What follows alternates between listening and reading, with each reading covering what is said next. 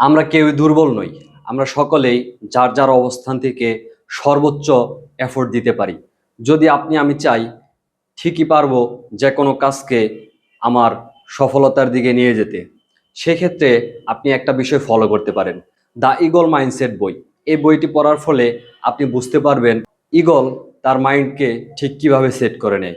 যেমন একটি ইগলের যখন 40 বছর বয়স হয়ে যায়, তার বৃদ্ধকাল চলে আসে, তখন তার মুখের চোয়াল এতটাই বড় হয় সে আর শিকার করতে পারে না, তার পাখ এতটা ভারী হয়ে যায় সে আর আকাশে উড়তে পারে না।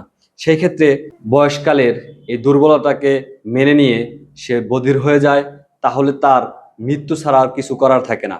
কিন্তু এই ঈগল কি করে আপনি জানেন? এই ঈগল পাহাড়ের চূড়ায় গিয়ে তার এই চোয়াল ধারা পাথরে আঘাত করে, যাতে করে তার ঠোঁট ভেঙে পড়ে যায়।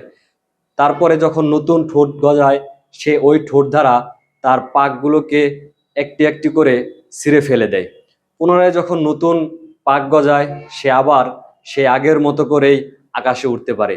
তাই আপনিও যদি সফল হতে চান, আপনার মাইন্ডসেট ঠিক করতে অবশ্যই ঈগলের মতো তীক্ষ্ণ মাইন্ডসেট তৈরি করুন, নিজেকে তৈরি করুন, নিজে শক্তিশালী হন, নিজের কাজের প্রতি ফোকাস রাখুন। আপনি সব করতে পারবেন, আপনাকে দিয়ে সব কিছুই হবে ইনশাআল্লাহ।